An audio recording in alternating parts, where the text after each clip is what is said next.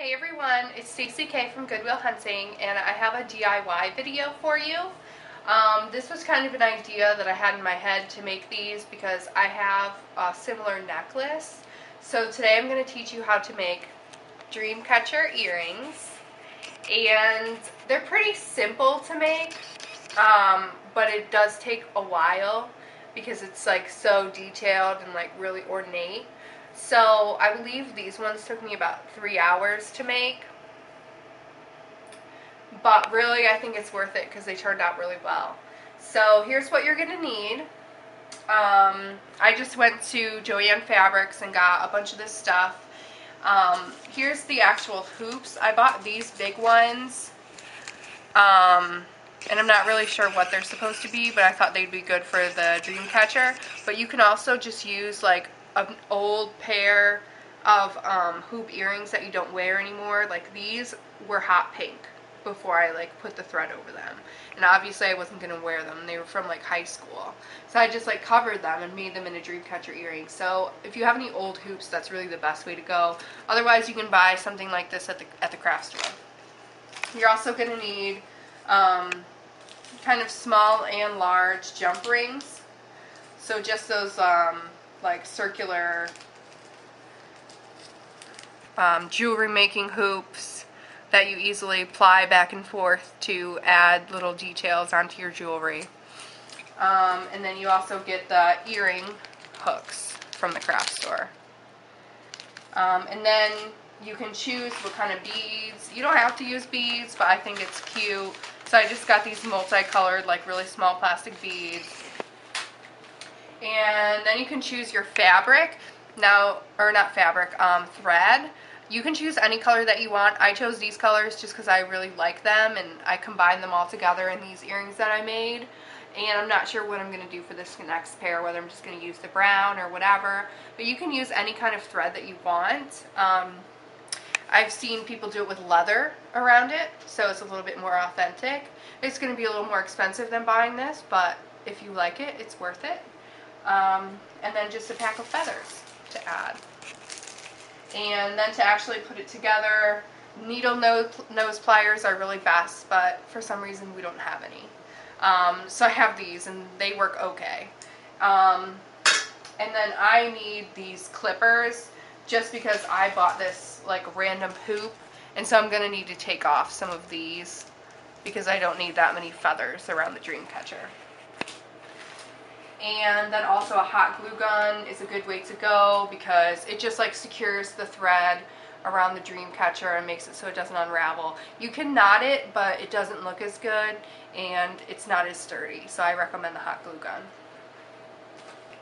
So the first step is you want to actually attach the earring part to the circle, the hoop. So you take a larger jump hook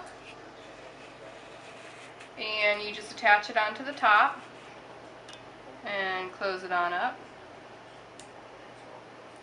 And then you take a smaller one and you want to actually jump it through the earring.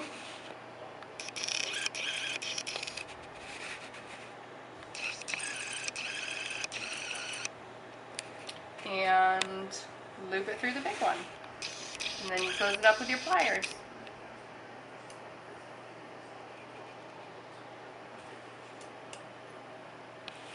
And there's your earring.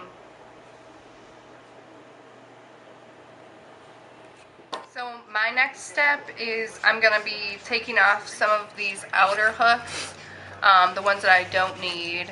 I'll probably do about 4 or 5 feathers, I think, on this one. I did 4 on these, and it turned out really well, but it's a smaller hoop, so I think I'll do 5 on the bigger ones. So I'm just going to like space them evenly and start to take them off with my clippers. So basically you just get in there and just flip them off. And that's it. So the next step is you want to start adding the color to the outside of the hoop. So you choose whatever thread color or leather, whatever you want. You want to give it a little tie at the top. And make sure you cut enough to make it all the way around. And my little trick of the trade is wrap it just a little bit in the beginning and then use your hot glue gun to kind of secure it, because you don't want to get all the way to the end and have it start to unravel, because then you have to do it all over again. So I just take my little, twist it a little bit here to get a good start. And then you can take your glue gun and just make sure that it's really cemented on there.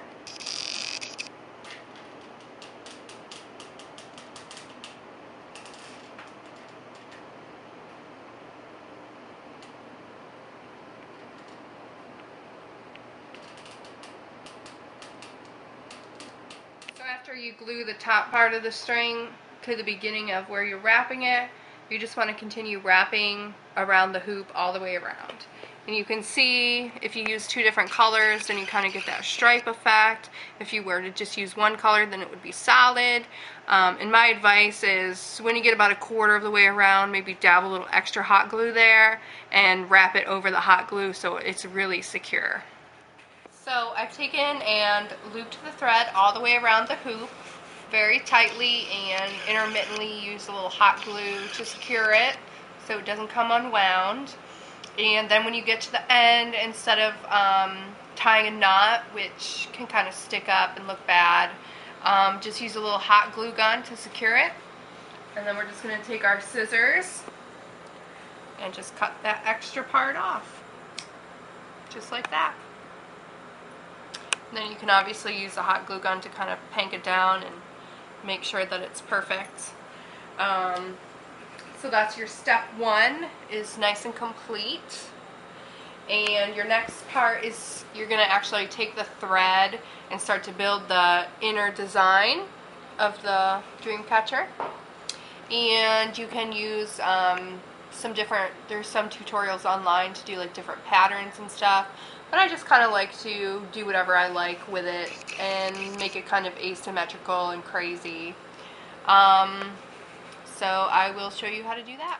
So the next part, you want to take whatever color string you're going to use for the inside, and you want to cut a nice long piece, and then you basically fold it in half and just tie it right around the hoop at whatever point actually that you want, and then you'll just be working one side, and then when you finish with the other side you'll do that one. So you just kind of start like looping it around.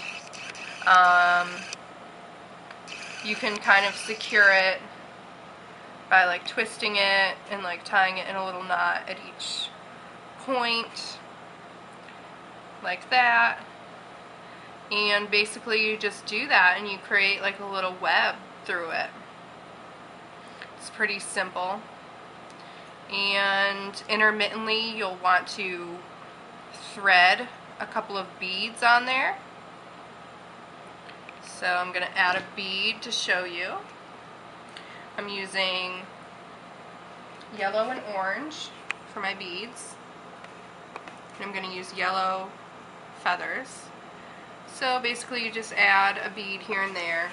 You just kind of loop it through and continue your process.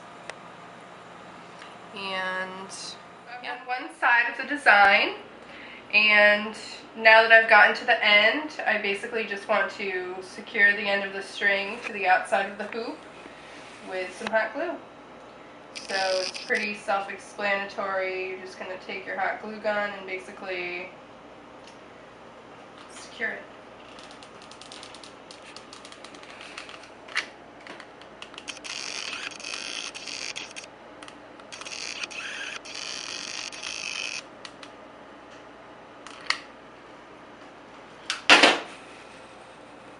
Now that I've secured my first bit of thread, basically what you want to make sure that you do is, instead of looping it around the hoop this time, you're going to take it and actually start to loop it around some of these other threads that you've done previously. So then you can get sort of that Dreamcatcher kind of design going, and it kind of opens up the center a little bit more. So you just kind of, really any way that you want, just kind of loop it through the other strings that are also on the outside. And that's pretty much how you complete your design. you know, add beads as you need them, and when you get done, you're just gonna, just like you did before, hot glue the end of the thread to the outside of the rim, and the inside of your dream catcher will be complete. So for the next step, you're going to want to choose your feathers, and I'm going to do yellow for these ones, and also you can choose to put some beads on the end of your feathers like so. But this is one of the trickiest parts because you have to actually make a way to attach the feather to the hook. So what we're going to do is we actually create a coil out of one of these jump hooks. So you kind of take it and you put it around one of the thickest parts of the actual, like, I don't know if you call it like a stalk of the feather. And then basically what you want to do is just close it around it while still leaving room to put another jump hook through. So basically you want to crush that down, but before you crush it down all the way, you want to take and put another one of these small jump hooks through so that you'll actually be able to attach it to the end of the hook right here. It's a little tricky, but it's pretty much trial and error. So I finished attaching all the feathers. It kind of gets better the more you do it.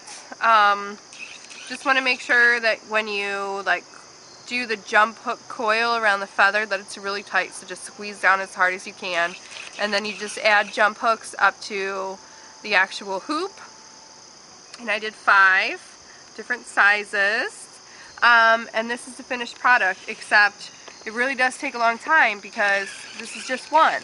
I still have to do the other one.